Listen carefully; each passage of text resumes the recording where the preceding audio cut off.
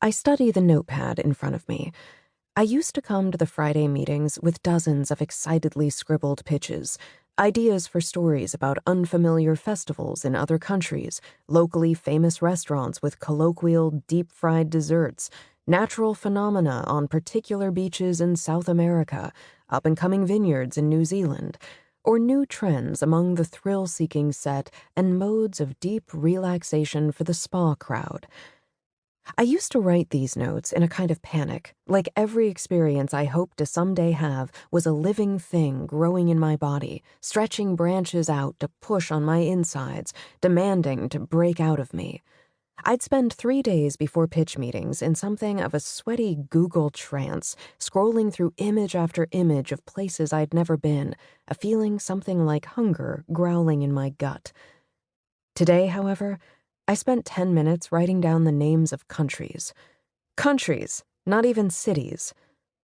Swapna is looking at me, waiting for me to pitch my next big summer feature for next year, and I'm staring at the word Brazil. Brazil is the 5th largest country in the world. Brazil is 5.6% of the Earth's mass. You cannot write a short, snappy piece about vacationing in Brazil. You have to at least choose a specific region. I flip the page in my notebook, pretending to study the next one. It's blank. When my coworker Garrett leans toward me as if to read over my shoulder, I snap it closed. St. Petersburg, I say. Swapna arches an eyebrow, paces along the head of the table. We did St. Petersburg in our summer issue 3 years ago. The White Night celebration, remember? Amsterdam? Garrett throws out next to me. Amsterdam's a spring city, Swapna says, vaguely annoyed. You're not going to feature Amsterdam and not include the tulips. I once heard she's been to upwards of 75 countries, and many of those twice.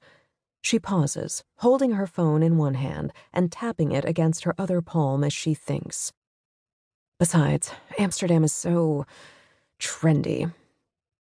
It is Swapna's closely held belief that to be on trend is to be already late to that trend.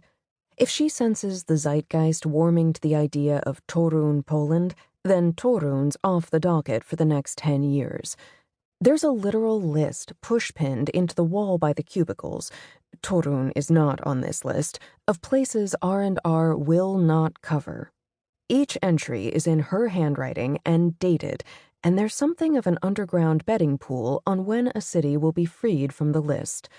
There's never so much quiet excitement in the office as those mornings when Swapna marches in, designer laptop bag on her arm, and strides up to the list with a pen already out, ready to cross off one of these banned cities.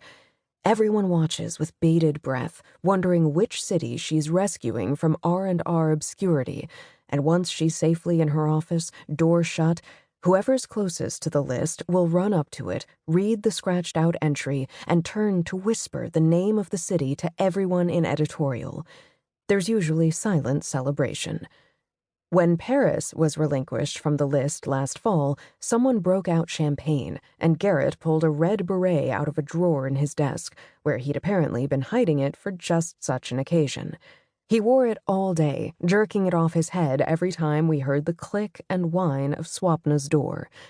He thought he'd gotten away with it, too, until she paused beside his desk on her way out for the night and said, Au revoir, Garrett. His face had gone as bright as the beret, and though I didn't think Swapna had meant it to be anything but funny, he'd never quite recovered his confidence since then.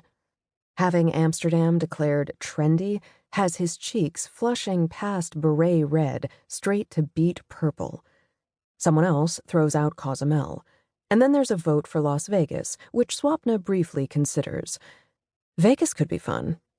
She looks right to me. Poppy, don't you think Vegas could be fun? It could definitely be fun, I agree. Santorini? Garrett says in the voice of a cartoon mouse. Santorini is lovely, of course, Swapna says, and Garrett heaves an audible sigh of relief. But we want something inspired. She looks at me again, pointedly. I know why. She wants me to write the big feature, because that's what I came here to do. My stomach twists. I'll keep brainstorming and work something up to pitch you on Monday, I suggest.